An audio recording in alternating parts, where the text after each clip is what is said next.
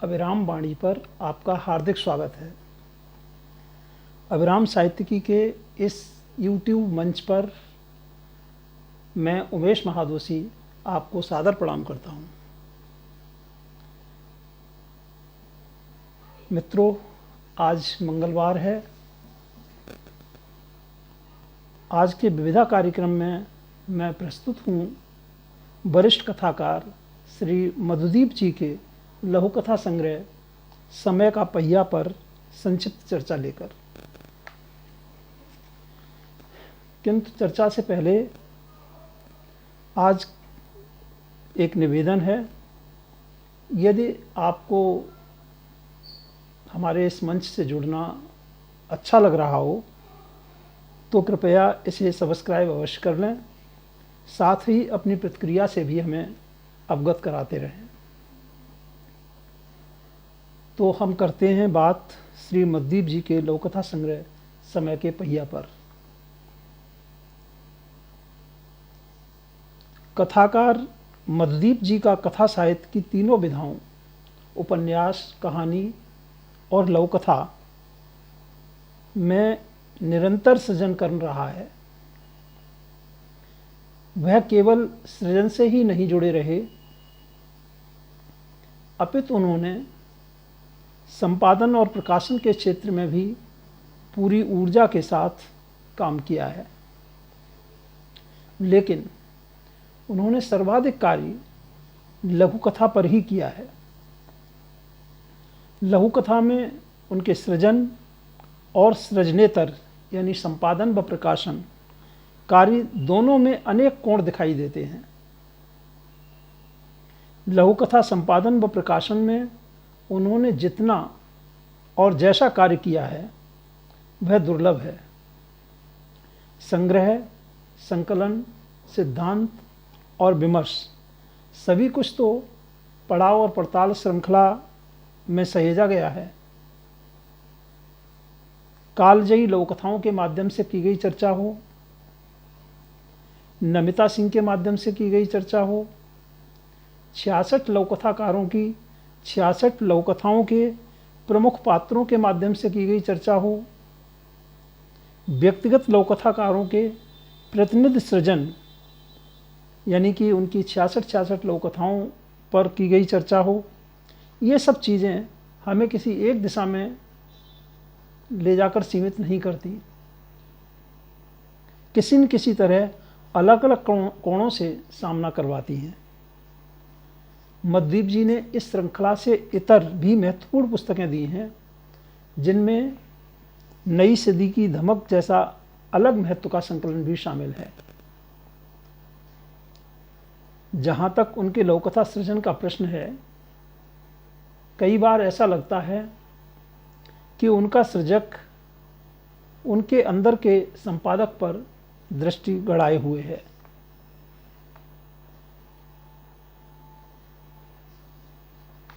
जैसे दोनों एक दूसरे को चुनौती दे भी रहे हैं और एक दूसरे की चुनौती स्वीकार भी कर रहे हैं। दरअसल जब कोई गंभीर रचनाकार सृजन के साथ संपादन विमर्श से भी जुड़ा होता है तो उसके सामने लेखन की कई चुनौतियां खड़ी होती हैं, जिन्हें स्वीकार करके लेखन के साथ न्याय करना कठिन होता है। यदि आपके सृजन में कमजोरियां हैं तो आप संपादन व विमर्श में कई प्रश्नों से जूझेंगे, और यदि आप संपादन और विमर्श में विधागत मापदंडों के साथ चल रहे हैं, समझौते नहीं कर रहे हैं, तो आपको अपने सृजन पर भी उसी तरह ध्यान देना पड़ेगा। मधुदीप जी ने दोनों ही क्षेत्रों में अपनी जिम्मेवारियों को समझा है और उनके प्रति पूरा न्याय भी किया है। समय का पहिया इस बात का प्रमाण है। उनके इस संग्रह में उनकी पहली पारी यानी 1995 तक की 30 तथा 21वीं सदी, अधिकांशतः वर्तमान दशक में सृजित 41 लघु कथाएं दो अलग अलग खंडों में शामिल की गई हैं। दोनों खंडों की लघु कथाओं को पढ़ने से दो बातें बहुत स्पष्ट हैं। पहली यह कि लंबे अंतराल का उनके सृजन की गुणात्मकता पर कोई नकारात्मक प्रभाव नहीं पड़ा है। दूसरी बात, एक अलग तरह की प्रस्तुतिगत प्रवृत्ति के माध्यम से वह लघुकथा सृजन के पैटर्न को बदलते और पाठक से कनेक्ट करते दृष्टिगोचर हो रहे हैं। लघुआकार के बावजूद लघुकथा से पाठक को जोड़ना कुछ धारणागत और कुछ वस्तु व प्रस्तुतिगत कारणों से आज भी एक कठिन काम है, किंतु एक सुंदर और सुगठित लघुकथा में पाठक को आप एक बार अंदर ले आने में सफल हो जाएं, तो निश्चित रूप से रचना पढ़ी भी जाएगी और समझी भी जाएगी। इसलिए एक अच्छी लघुकथा का आरंभ पाठक को कनेक्ट करने वाला होना अत्यंत आवश्यक है। मधुदीप जी की लघुकथाएं सुंदर और सुगठित होती हैं, किंतु उनका आरंभ भी पाठक की दृष्टि से उतना ही आकर्षक होता है। निसंदेह पाठक को रचना के साथ कनेक्ट करने की उनकी अद्भुत क्षमता है।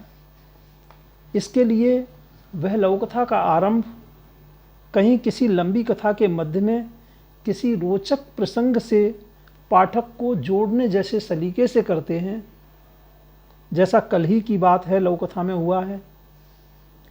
कहीं शब्द चित्र की निर्मिति से करके कथा और कथ्य को आगे बढ़ाते हैं, जैसा एक तंत्र जैसी कई लघुकथाओं में हुआ है। तो कहीं घटना से जुड़े चिंतन मनन या एहसास के मध्य किसी महत्वपूर्ण बिंदु से करते हैं, जैसा मेरा बयान जैसी कई लघुकथाओं में हुआ है। और भी सलीके हैं, लेकिन निश्चित रूप से पाठक को लघुकथा में प्रवेश का एक जिज्ञासाप्रद द्वार मिल जाता है। कथ्यों की दिशा के बारे में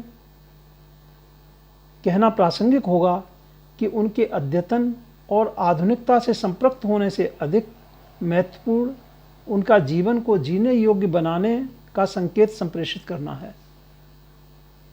इन लघुकथाओं के संदर्भ में और एक लघुकथाकार के रूप में मधुदीप जी के भी संदर्भ में दूसरी महत्वपूर्ण बात यह है कि हर लघुकथा के साथ पाठक एक अलग कथ्य से मिलता है, यानी कथ्यों का दोहराव नहीं है। उनके कथ्य विचार और संप्रेषण के स्तर पर अत्यंत स्पष्ट और सुलझे हुए हैं।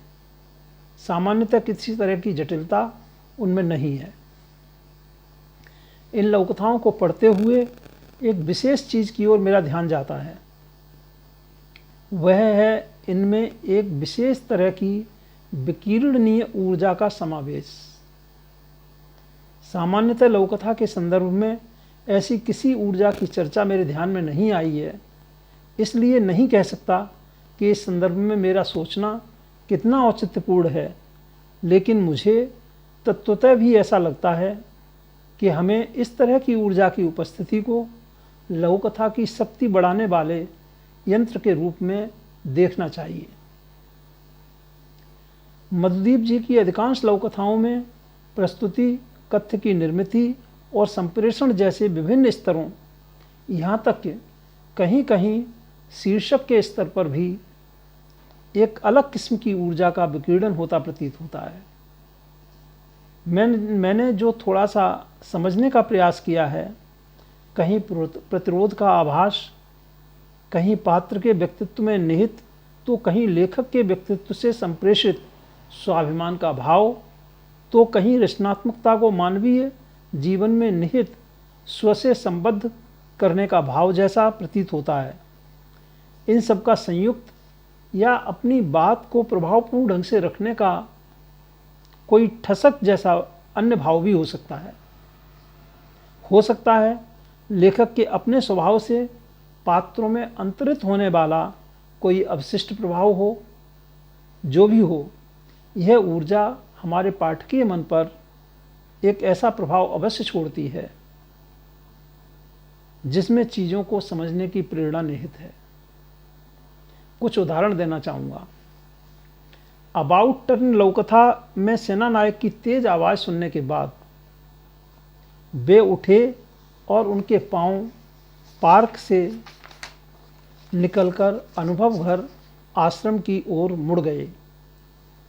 इस वाक्य में उठे शब्द बहुत ऊर्जावान प्रतीत होता है।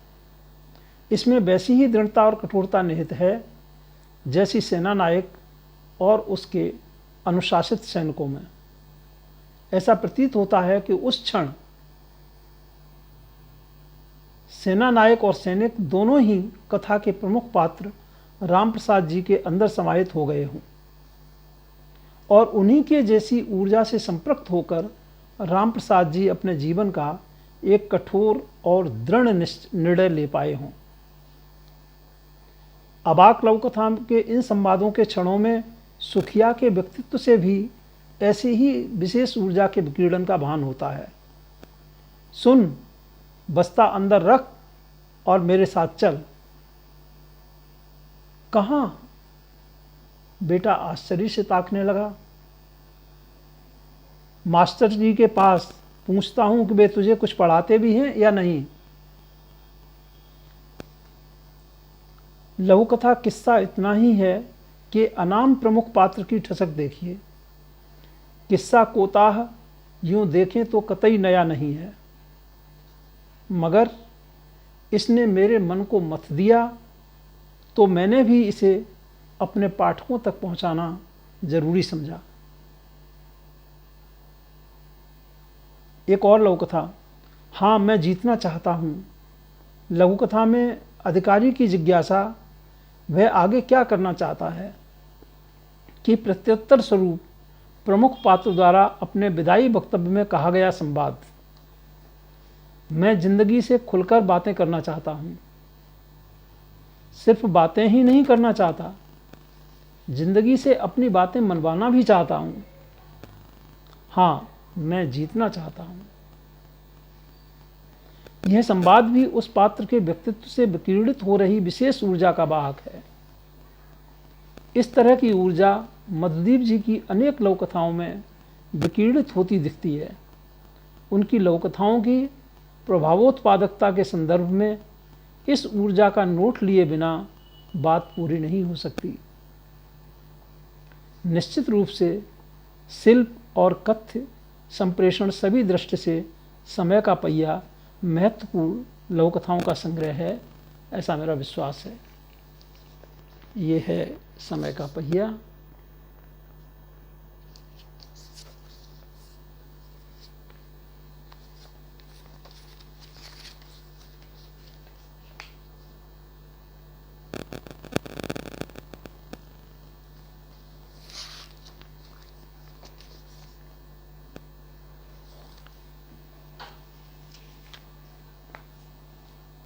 तो मित्रों, ये थी समय के पहिया पर एक संक्षिप्त चर्चा।